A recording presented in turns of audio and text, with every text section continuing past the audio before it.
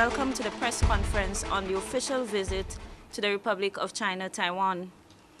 Prime Minister Honorable Dr. Kennedy Anthony led an 8-member delegation to the Republic of China, Taiwan from Tuesday, November 26 to Saturday, November 30th, 2013.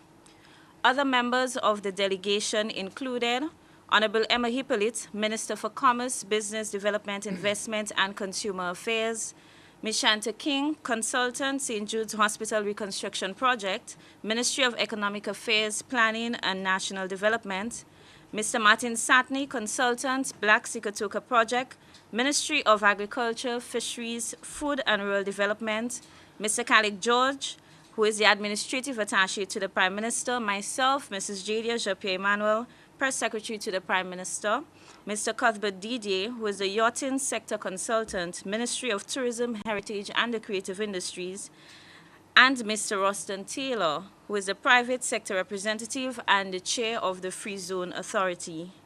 Before I proceed, I want to thank the government of the Republic of China, Taiwan, for inviting Prime Minister and his team to Taiwan and for being an excellent host. We all marveled at the class, efficiency, and dignity with which arrangements were made and meetings were conducted. On behalf of the team, I also want to thank Ambassador of the Republic of China, Taiwan to St. Lucia, His Excellency James Chang, as he worked tirelessly to ensure all was in place and went according to plan. I am sure the members who follow will echo my sentiments.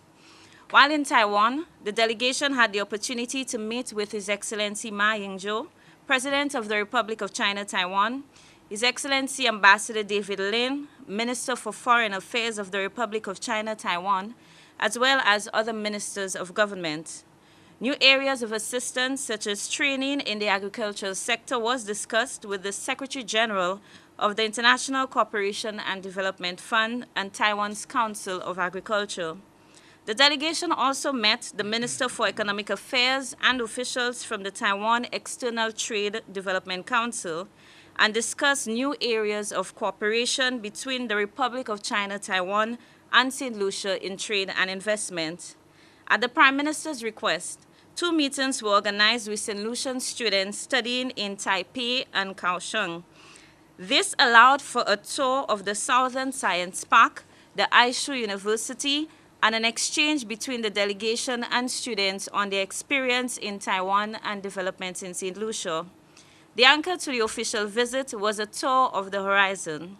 There, members of the delegation got background information on the company and its products and explored possible alliances in different areas related to boating.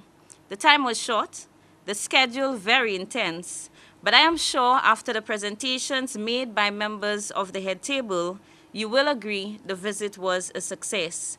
I now hand you over to Prime Minister Honorable Dr. Kennedy Anthony, who will provide you with information on the outcome of the meetings as well as the way forward. Other members of the delegation will also make comments on their various portfolios thereafter. We will, of course, as usual, entertain any questions you may have in an effort to clarify or address any issues or areas that were inadvertently left out. Prime Minister. Thank you, and I want to first of all thank Mrs. Jean-Pierre-Emmanuel for the very comprehensive statement she has made. It's so comprehensive that I'm beginning to wonder what is left to be said. So I want to thank her immeasurably. We're going to proceed as follows. I will just make a few remarks, and particularly the areas which I had indicated would be of interest to me. Then we're going to invite members of the delegation to give their impressions and to address their particular areas of focus. But before I do so, I just want to thank all the members of the delegation who agreed to join me on this trip, on this visit, and to say how well we worked together as a team to pursue the interests of the people of St. Lucia. I want to report basically on 2 items that were drawn to the attention of the public by way of a press release shortly before my departure. That is to say, the matter of the financing of the St. Jude Hospital and the issue of the construction of a theater complex or cultural center for the people of St. Lucia. First, let me report on St. Jude, and our consultant, Ms. Shanta King, who says, welcome to add anything that I may have missed in the process of my comments. As you know, the government of the Republic of China, Taiwan, has had a very close relationship with St. Jude. And over the last couple months, they have made significant contribution to the redevelopment of the hospital. In fact, we estimate at this time that they have made available by way of grants some 22 million EC dollars. And as I speak, work continues at the hospital, mainly, of course, in the interior of the hospital. But I believe you'll recall that I made a statement in the last budget indicating that there is a serious budgetary shortfall, that the cost of the hospital has skyrocketed to approximately $120 to $125 million. This has created a major funding gap for us, and that gap is estimated at about US $24 million. You will, of course, bear in mind that we are not talking about rebuilding a hospital, that in truth and in fact, it's a modern hospital complex, absolutely modern, totally reconstructed, or I would say vastly reconstructed, perhaps one of a more correct term. And so the people of the south of the island will be given the opportunity, like the people in the north, to obtain medical services from a very modern, a very new hospital. There have been challenges for us to meet this expenditure shortfall of 25 million US. As you know, this is an exceedingly difficult environment throughout the region, and raising money by borrowing is very difficult at this time. I don't want to rehearse all the reasons for that, but because of the difficulty of raising money by way of loan on the regional market, we have had to explore possible support from the Republic of China, Taiwan. I'm pleased to tell you that these discussions have been encouraging. The discussions went exceedingly well, both with President Ma and with the Minister of Foreign Affairs, Minister Lin. Essentially, the government of the Republic of China, Taiwan, has indicated that they will give us a formal response in the next month or so, and then we will know precisely what help can be offered to the hospital. I am exceedingly anxious to complete the work at St. Jude Hospital so that we can shift to the original site to free the National Stadium in Vieux-Fort to make way for the Commonwealth Games. So for us, it remains high on our priority. But I want to just assure you that work, in fact, is continuing in the hospital. You may not see much evidence of external works at this time because most of the work is in the interior of the building. So I'm exceedingly hopeful that we will receive a favorable response, and I look forward to that response in the next month. The next major item for me was the issue of a theater complex for St. Lucia. I know this matter is dear to the hearts of all St. Lucians, and it is undoubtedly vital that we give our artists a home in this country. It is something I think that our own Nobel laureate, Honorable Derek Walcott, has been concerned about, especially concerned too about investments by governments in theater and arts. But there can be no doubt that given St. Lucia's traditions, we do need a home for artists, and very, very, very badly. This matter was raised with President Ma on his official visit to St. Lucia, and I took the opportunity to take it one step further. President Ma was enthusiastic about assisting, but we had never clarified the nature of the assistance that was required. One of the big problems, for example, we are yet to have an architectural blueprint, and we are yet to determine the actual cost of the theater complex. So we are now taking the first steps, and I have requested that the Republic of China, Taiwan, make available to us a team of architects to visit St. Lucia, to hold discussions with our Department of Culture and, of course, the community of artists so that we can begin to prepare a design for this theater complex. Once we have a design in place, then we can begin to look at the issue of costs and financing the construction.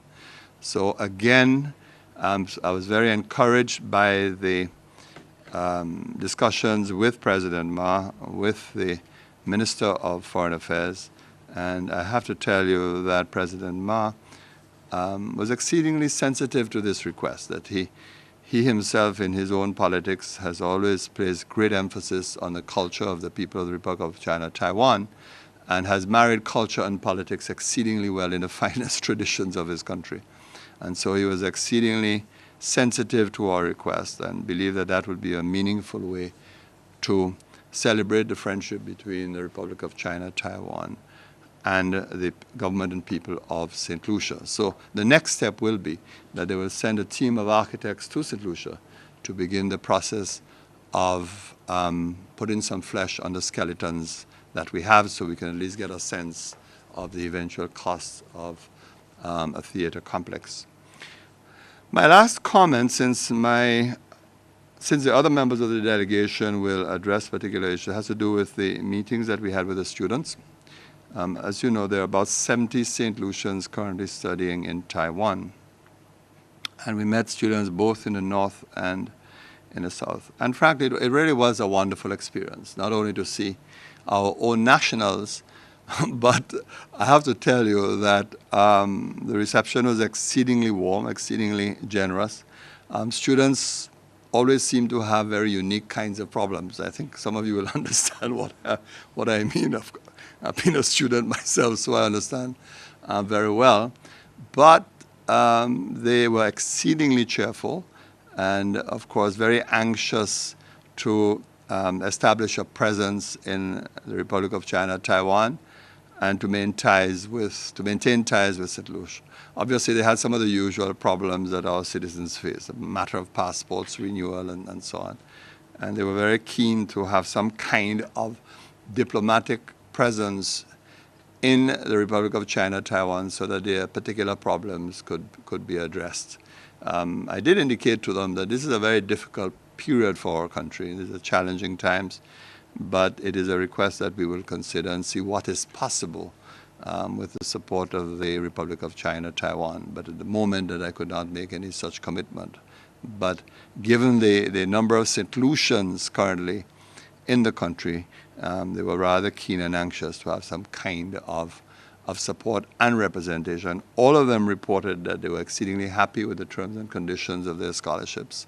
The only thing is that they said they missed home, and having to stay 4 years is a very long time, and they wish it were possible for them to come and visit every 2 years so that they can maintain their ties. But of course, the important thing is that they're in touch with St. Lucia every day, because, you know, with the vast advancement in the social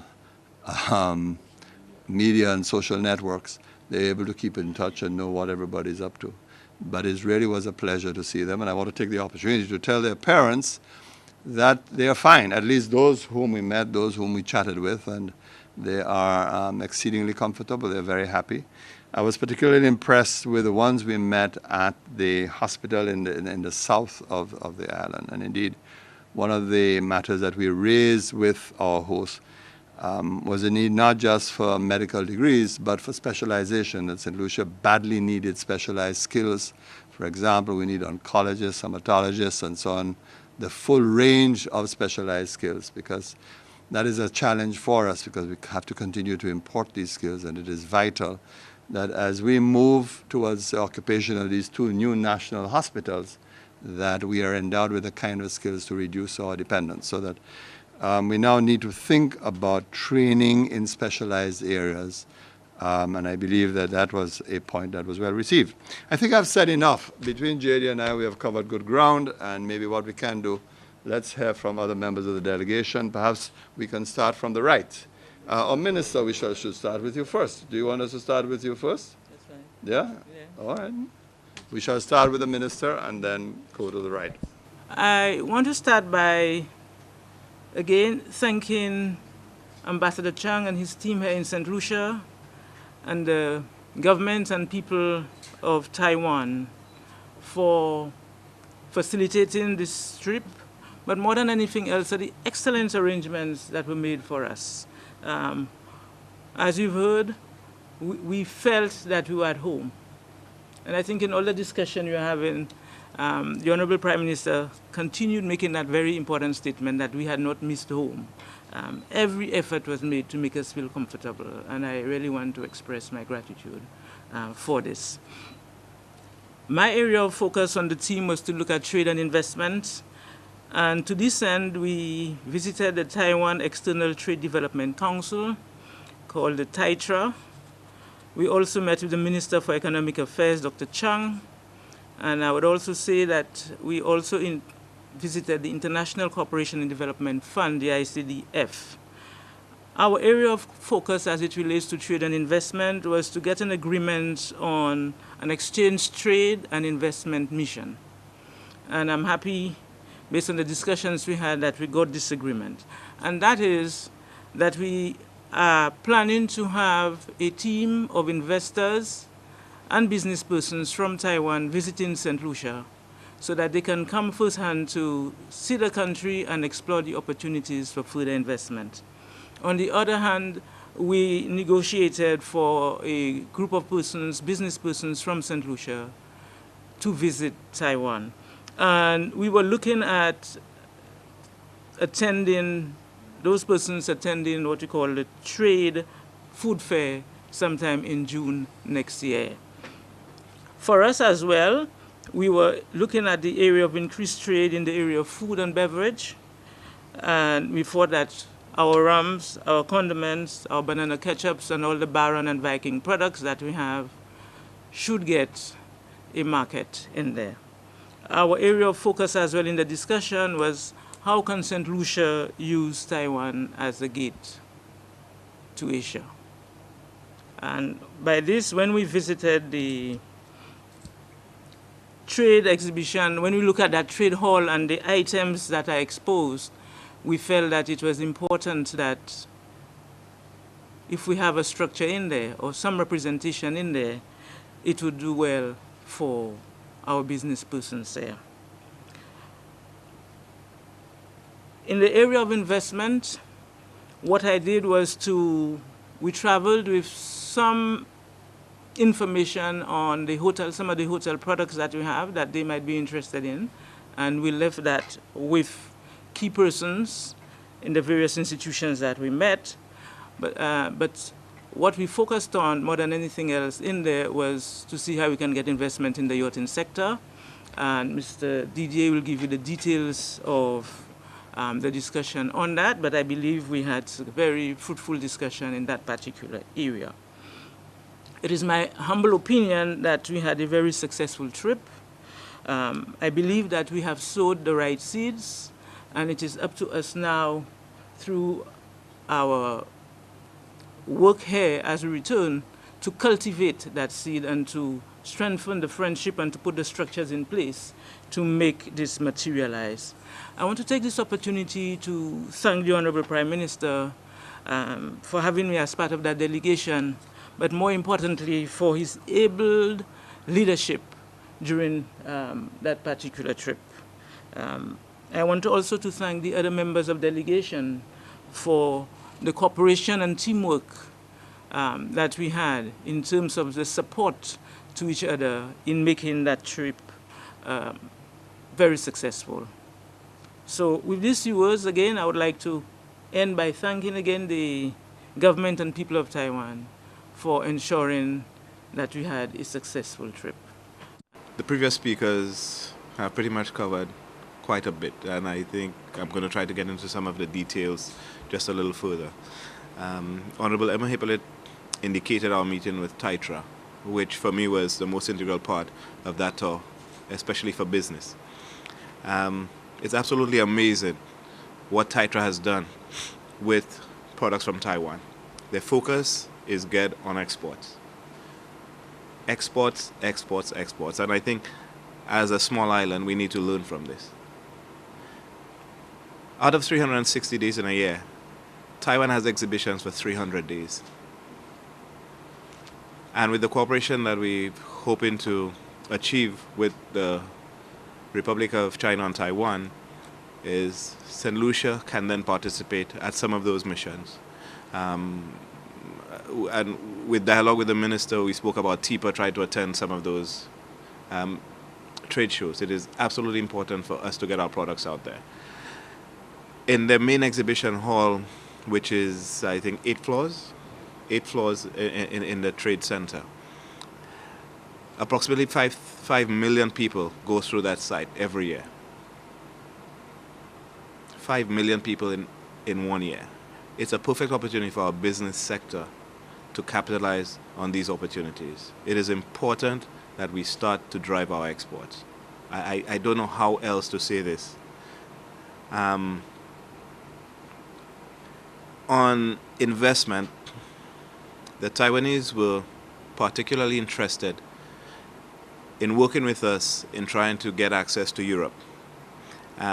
Because of our duty-free arrangement with Europe and the EPA, it offers us a perfect opportunity to allow Taiwanese investors to complete manufacturing in St. Lucia and gain access to Europe duty-free. So it is one area that we're definitely going to pursue.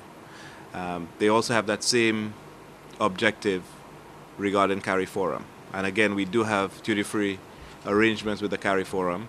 So it's an opportunity for us to actually attract Taiwanese investment into St. Lucia and use that to get into those markets.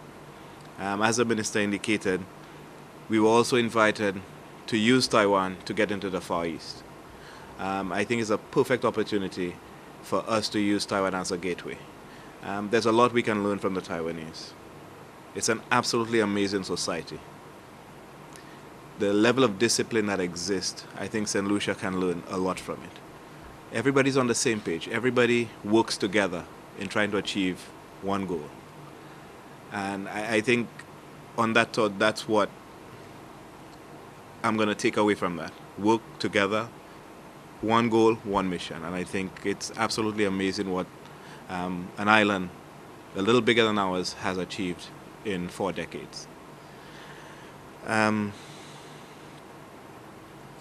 Regarding investments, again, what was said to us is that the Taiwanese businesses are interested in lower tax holidays. I think the government of St. Lucia offers a tremendous opportunity to Taiwanese business persons in terms of our fiscal incentive package, as well as the Invest St. Lucia Act and the Free Zone Act. So these are 3 areas that we are going to concentrate on in trying to lure the Taiwanese businessmen into St. Lucia. Other than that, I think that's it. Saturday the 30th of November was indeed a very sunny day for the yachting sector. I think this is the first step to great things on our new horizon. We met with the operators of the boat manufacturer Horizon. Horizon yachts are building mega yachts and motor yachts starting from 42 feet to as big as 165 feet. They, in fact, the CEO is in fact the president of the Taiwanese Boat Builders Association. So it was indeed an honor for the delegation to actually meet with them. The general manager, James, gave us a very good presentation, which after I went into details of a Taiwanese Strategic Boat Building Alliance. The details of that proposal are basically 4 critical points. 1, Taiwan as a boat builder will have the opportunity to pitch to its potential buyers of their product that St. Lucia be the base for yacht registration. So the idea is Taiwan builds it, St. Lucia will register it, and sell the idea of home porting for at least 2 months. The second component is for us to very tactically join alliances in the area of marketing. So the idea is every time you see a Taiwanese yacht on a brochure, you will see the Petors or St. Lucia in the background. In fact, in May next year, Taiwan will host its first international boat show. And I have already proposed through the Prime Minister that St. Lucia has a booth there so that we can be the preferred destination at that boat show. It's a unique opportunity for us to become the gateway as a destination to the Asian market. The third important component of this proposal is to sell the idea of St. Lucia being the gateway for Taiwanese-built yachts to South America. In fact, I think James stole my thunder in his presentation by placing his brand map on St. Lucia, because that area is pretty wide open. As you know, South America, Argentina, Brazil, there are a lot of young millionaires and billionaires, and with the Football World Cup and Olympics going to be hosted in that country, that persons with money will want access there, and they will go in different ways. So we're pitching that we be the gateway. The fourth important component is I pitched the idea of a charter company.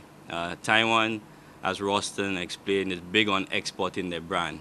And what better way to export your yachting brand than to have charter companies set up in St. Lucia, sailing our waters, built by Taiwanese, marketed jointly by St. Lucia and Taiwan.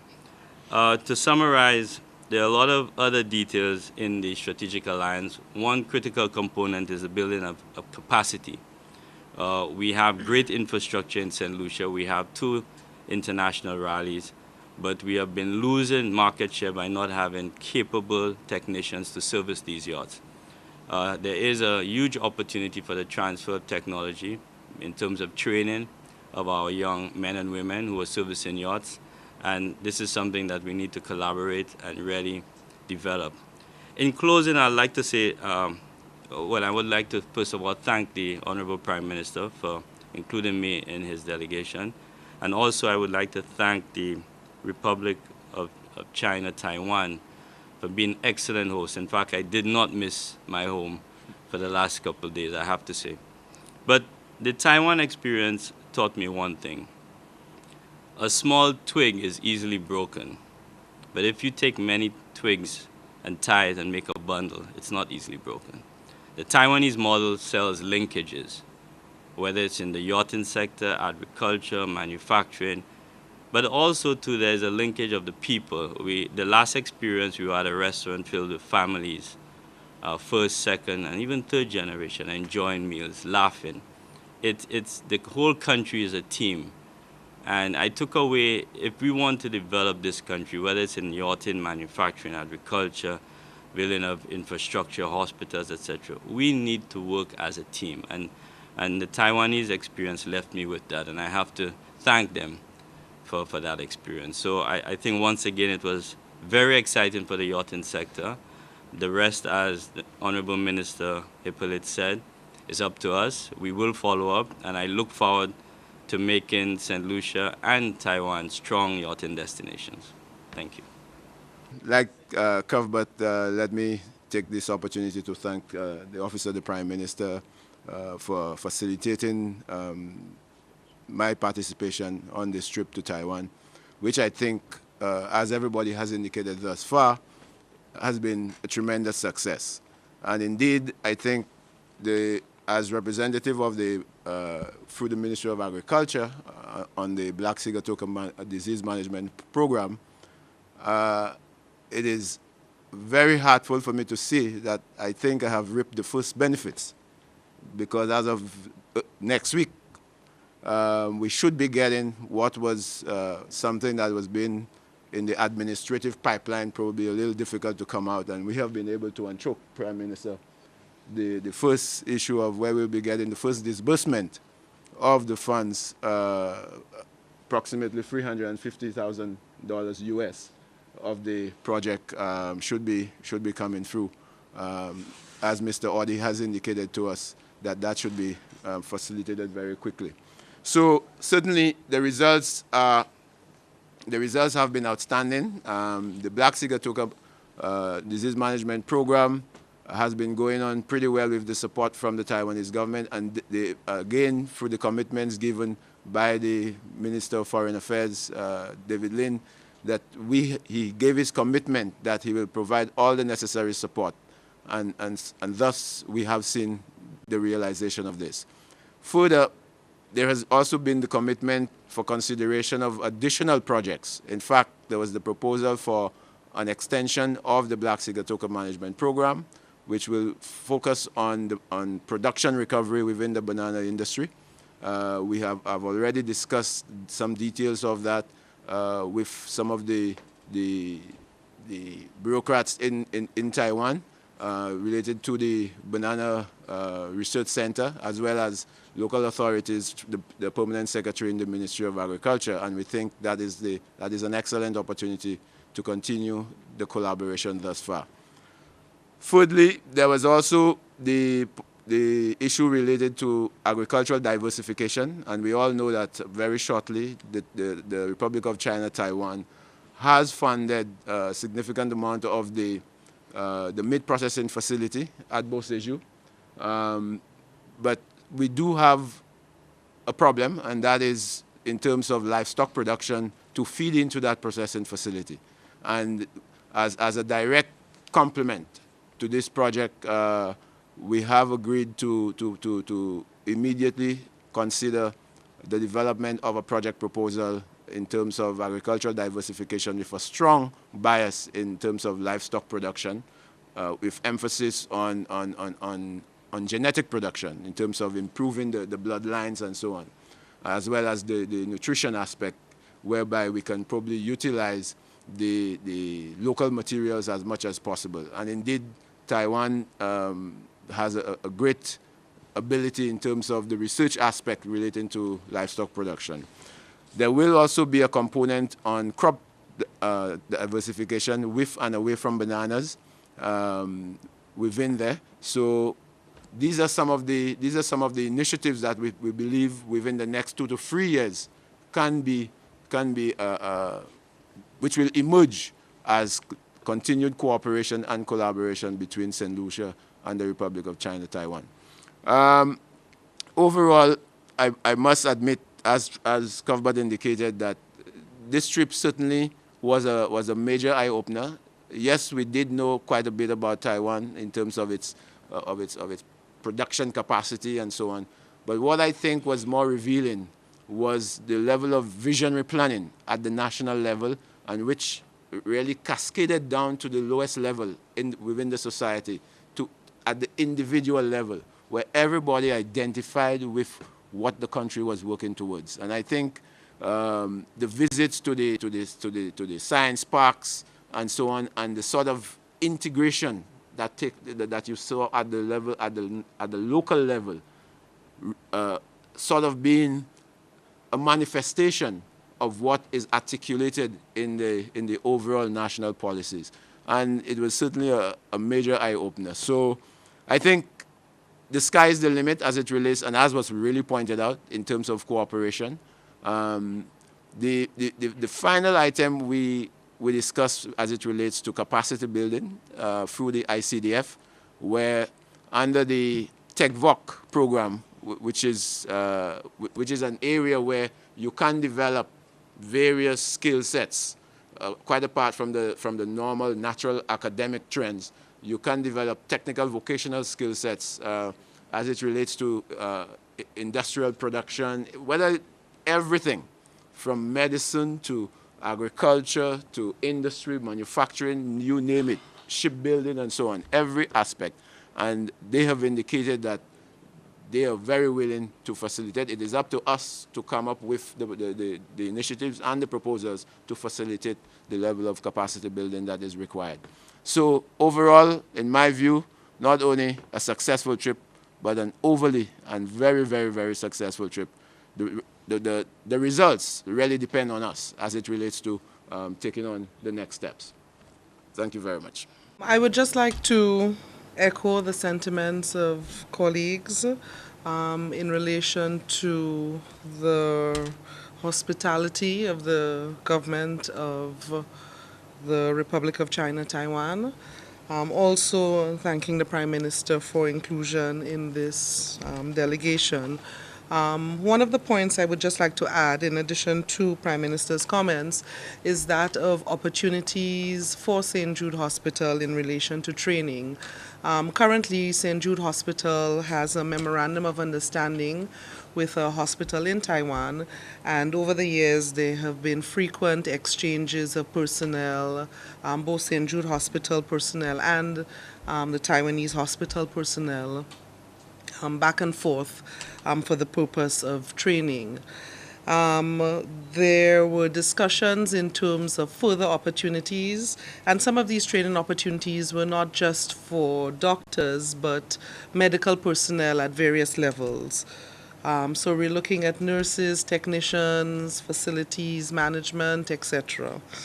In relation to the construction works, as Prime Minister indicated, we are hoping in another couple of weeks, possibly a month, to get some more concrete information in relation to funding support, at which time we would provide a further update in terms of a completion schedule for St. Jude Hospital.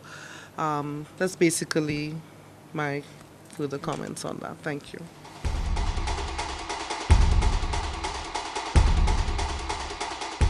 Yep, David, go ahead, please. Yes. My question is this trip, was this trip outside and beyond the formal technical cooperation agreements with Taiwan? And if there is in existence a cooperation agreement, I'm just going by the tradition that we sign formal cooperation agreements with these countries and we work within them till the expiration of the cooperation agreements. Now, I've heard talk around the place that this might have been a cap-in-hand trip and so on and so on. So I think that part of it has to be clarified. Whether you wanted something extra, apart from what you have already formally signed in a cooperation agreement with Taiwan. Just clarify that for me, please, sir. Okay. David, our government has not signed any formal cooperation agreements. That we inherited a cooperation agreement, and we work in accordance with that cooperation agreement and with the broad understanding of areas of interest. However, I would say that clearly a new government will have areas of emphasis, new areas of emphasis. And so it is with our government. So, for example, we are very keen on a national theater complex. For us, that is a major priority. And so since we had early discussions with President Mao, we carried those discussions forward. I would say that our trip is essentially a goodwill trip, that basically when you have changes in governments, it is normal for countries to get to know each other a little better, for leaders to get to know each other a little better. And I suspect that we may have surprised a lot of persons because we did not go to the Republic of China and Taiwan with a big shopping list. We were very modest with our requests. And I made it very clear that for us the two principal requests would be funding for the St. Jude Hospital and the National Theatre Complex. In respect of the other areas, it was more of a learning experience, seeking to build bridges, seeking to build relationships, and in fact intensifying cooperation on some areas of, some existing areas of mutual interest. So for example, a couple of weeks ago, we had a trade exhibition with exhibitors from the Republic of China, Taiwan, and of course with exhibits from the local manufacturing sector. Now, the opportunity was taken to build on that experience. Investment is always a key area for us, and we had to look at the modalities that existed and search for new investment opportunities, which we always do on visits like this. So that I would say that essentially it was a goodwill visit. It was an opportunity as well to thank the government and people of the Republic of China, Taiwan, for the support that has been extended to St. Lucia in the past couple of months. Certainly, as you know, the Republic of China and Taiwan has extended considerable support to our constituency development program, and an astonishing amount of work is being done in constituencies throughout the length and breadth of the country as a result of that program. And I think it is always a good thing to be able to say thank you for whatever support that you get, and of course to map out new areas of interest. But to say that all of these areas of interest are encapsulated in a new memorandum of understanding, no. You know, areas of interest will evolve over time. A classic example would be cooperation in medical matters. I think Ms. King pointed out to you there's a memorandum of understanding with one hospital in Taiwan. Now we want to extend that cooperation to say, all right, we want to thank you for training medical personnel for us, but we now have to look to the future. We want to focus on specialized training so that it's a situation where evolving cooperation is underway, and that there'll be new areas of emphasis as we move forward. Next question. Stan? Mm-hmm. PM, notwithstanding all the different areas that were brought up in Taiwan, the one that really piqued my interest was the cultural institution, I assume a new cultural center. I think that's a great step because that's been shunned for a very long time. Yeah, so good move on that one. Secondly, recently the Director of Tourism, Mr. Louis Lewis, we asked him a question, the media asked him a question as to tourism opportunities between St. Lucia and Taiwan. And he said, based on recent developments, there's been an easy access for Taiwanese to actually, visit the West. Can you speak to whether that was an issue that was brought up with the Taiwanese during the recent visit? Yes, Stan, we actually probed it and discussed it with officials in Taiwan. There's one interesting development. A few weeks ago, one of the tourist boats came into the harbor with many cruise ship passengers from Taiwan. And I think that is a good hint of what is possible, that since Taiwanese tourists would be keen on holidays on cruise ships, that we need to encourage them to come to the Caribbean and possibly St. Lucia. But there is an issue that we have to resolve. St. Lucia is yet to have a presence in Taiwan in I think the minds of the people of Taiwan. Yes, there is diplomatic relations with this little island somewhere in the Caribbean together with some other islands. But to say that there is a presence, that people know St. Lucia, they're familiar with St. Lucia, the answer is no. So there's not a clear sense of what we can offer. So what we need to do is to begin to build on that relationship and establish some kind of a presence beyond the diplomatic boundaries that exist in the minds of ordinary citizens of the Republic of China and Taiwan. That is why I think the initiative, even in the yachting sector, is critical and crucial. That if we can persuade the major yacht builders in Taiwan to get interested in St. Lucia, then it means not only establishing a brand, but the yachts that are being sold on the worldwide market using the Taiwanese brand can use St. Lucia as a potential home. So the answer is that I think moving in the direction of attracting stay-over tourists from Taiwan will be a long shot, long range. It's going to take some time. But I believe in the short term there's greater possibility with the cruise sector. Because the Taiwanese do have one great asset. I believe that they have visa-free entry into the United States of America. And that gives them tremendous access beyond the shores of the United States. So what we need to do is to begin to establish a presence and get St. Lucia to be known by ordinary citizens of Taiwan. They have the money for sure. Every country has its own problems, its own difficulties, its own challenges, but the economy continues to do very well. And I think that as much as the people of Taiwan are attracting visitors from the mainland into Taiwan, equally Taiwanese citizens do want to move out and to explore the wider world. So there are opportunities for us, and I think particularly in the short term, opportunities in the cruise sector as we build a presence in the minds of the people of Taiwan. Any other questions? Miguel?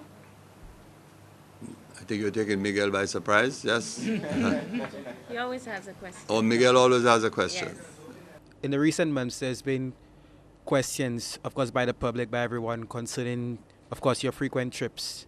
The question is, Mr. Prime Minister, an answer to the public as to your frequent trips and as to why your trips overseas, because of course we always get a message from GA saying you're going overseas, and the absence of press conferences such as this one to say, well, I went to this place and this is what we're getting out of it. I think people want to know, what are we getting out of your trips? All right. Thank you for your question. Today's a classic example. Today's a classic opportunity. There you are.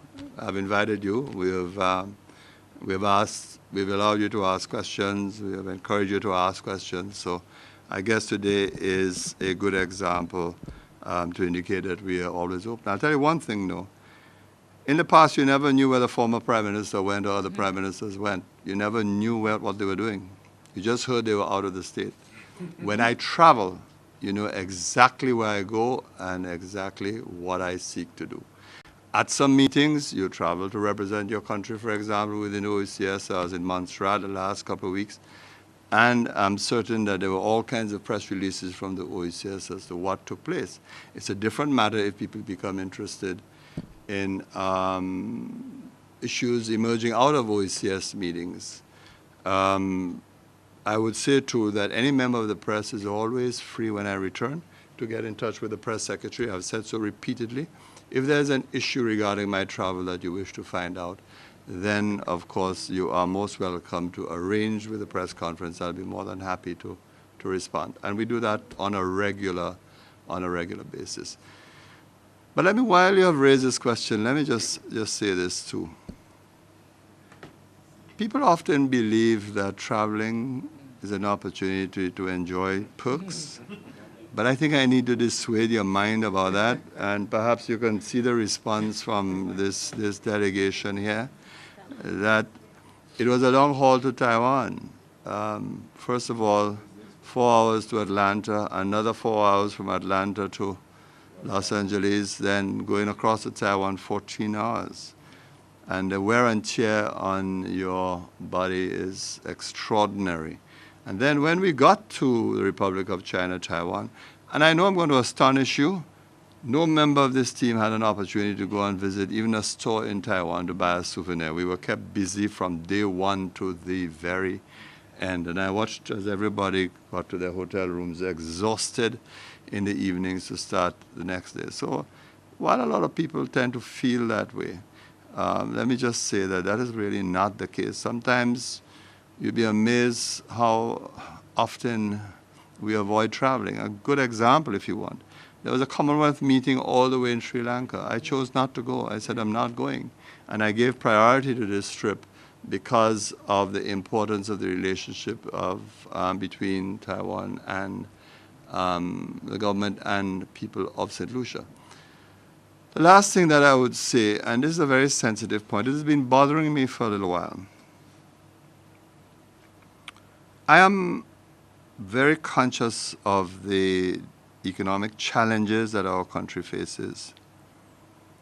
And in recent times, I have noticed that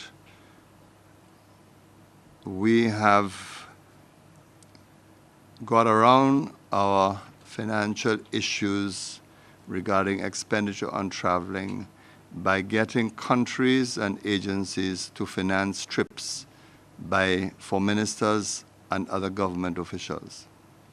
So you'll see a lot of evidence that some of these trips have been paid for by other governments. And quite often, my press secretary indicates that that is the case. We have to be very careful as a country when we do those things, because we have to be very careful we're not compromising our independence and our sovereignty. It's an issue that bothers me. And so we need to understand as a people that we have to invest, because unless you have a presence overseas, you are not going to be able to get the level of support and assistance that you need. And furthermore, our economy is going through an exceedingly difficult period.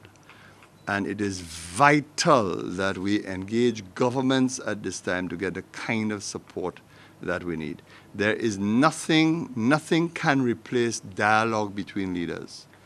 And if I may use the example of the Republic of China, on Taiwan. It is that President Ma and myself, perhaps because of our backgrounds, common background in law, we have struck up a very good relationship. And so we are able to build confidence as we strengthen the ties and the bonds going into the future. But we have to be very careful. Any government has to be very sensible, has to be very careful. There are times trips are going to bunch together, but also the case too. We have been trying to deal with some of the expenditure issues by accepting and allowing governments and agencies to pay for representation from St. Lucia. But I must tell you that I am always very concerned about it, because at the end of the day, it can be embarrassing that you don't have the capacity to meet those costs and you're asking other people to pay for you.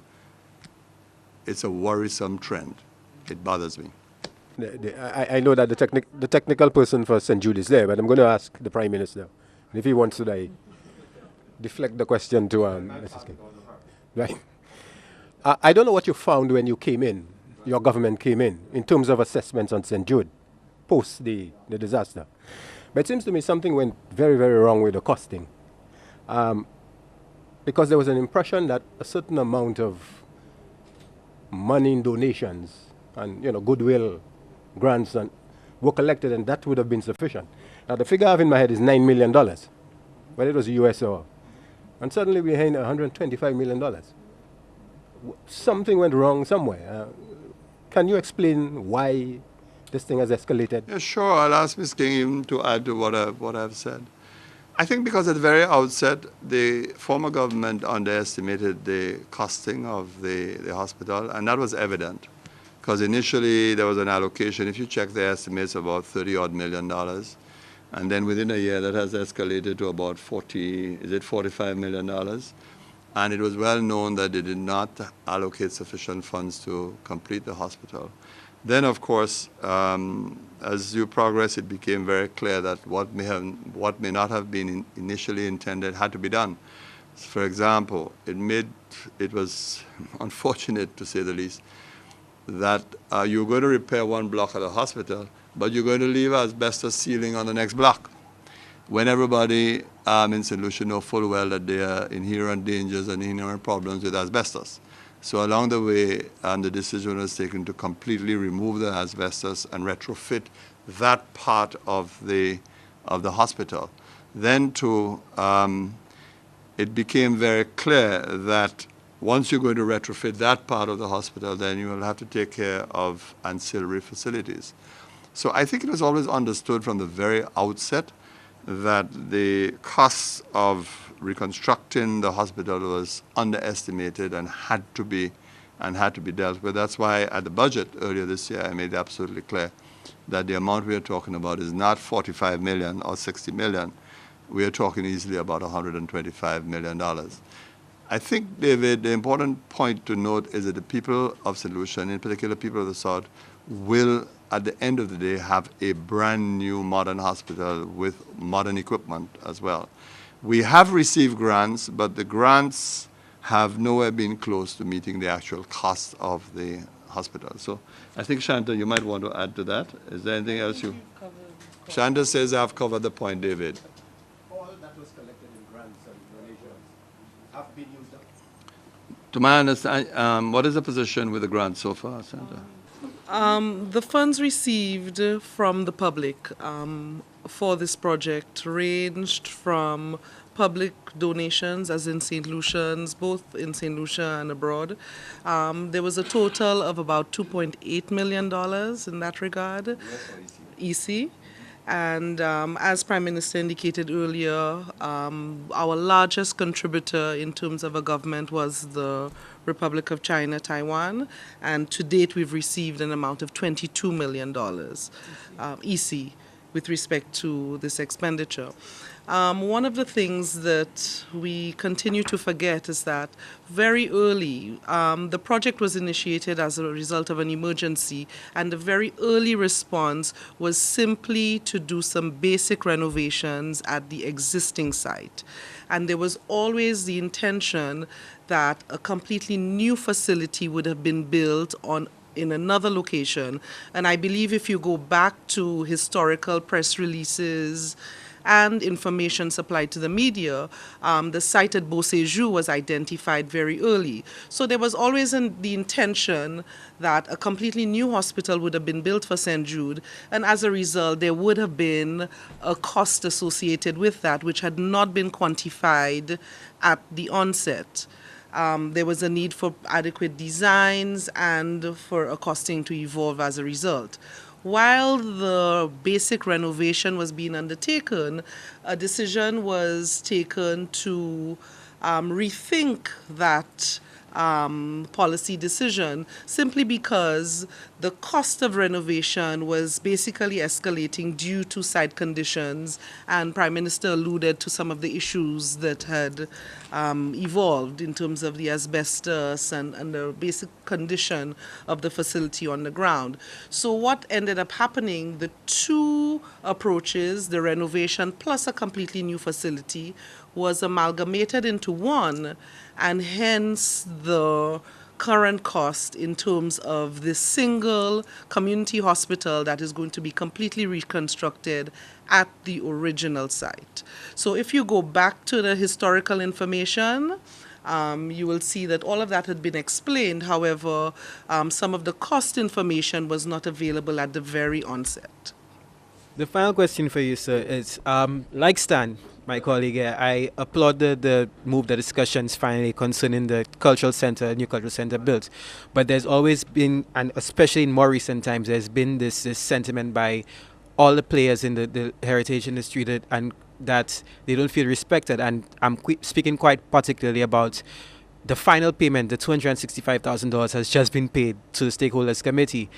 Now, between then and now, we've been hearing that it's the balance is on the Ministry of Finance's part, but we haven't been hearing anything from the Ministry of Finance. We're only hearing how they paid it.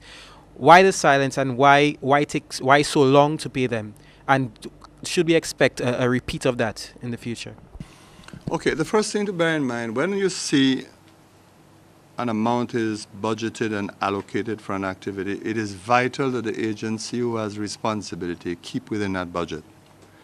This is even more critical during these times. Too often there are programs, there are activities, and allocated amounts are made available, and agencies simply feel that they can exceed those budgets with impunity. We have to bring an end to that kind of behavior. We are going through exceedingly difficult times, and it is vital, absolutely vital, that once an allocation is given, you cut your cloth within the allocation that you're given. And quite often what has happened is that agencies sometimes, because of poor planning and because of pressures, simply go ahead with some degree of impunity and spend beyond what they have been allocated. We need to develop a culture in our country to understand that we have to account for every dollar of expenditure. The second thing is this: governments operate by cash flow. And in an environment, for example, where it is exceedingly difficult to raise money by borrowing, something I've alluded to time and time again, because you are aware of what is happening in the rest of the region. Central bank has had to be taken over. Banks, countries have had to go to the IMF. We are having very, very significant challenges here on our own, particularly because of the cost of our public services. Therefore, cash flow is not always easily available at all times. And so we have to make the adjustments and prioritize payments on occasions. The third thing is this, that it can't be business as usual. When an agency says that we need $260,000, questions have to be asked. Why do you need the $260,000? What expenditure did you engage in to arrive at a figure of $260,000? There has to be accountability at every at every step of the way. Of course, I do regret the late payments to the artistic community, to the carnival community. I know for many of them it has been a very unhappy episode, because I certainly have had discussions with some of the individuals concerned because they have had to endure some kind of hardships as we go along. However, I would say that we are now entering a period where it is even more critical and vital that we make those adjustments. And if, of course, organizations and agencies can keep within budget, then it will also be easy to meet the commitments that arise from the activities entrusted to those agencies. So we have to make adjustments at this time. There can be no doubt about that, and I would hope that the experience of this year would not be repeated, and next year we can do a far better job of making sure that those prizes are paid on time. And equally, I'm going to be even more vigilant to make sure that the allocated expenditure, the budget expenditure, is maintained at the levels indicated to the agencies in question. Thank you.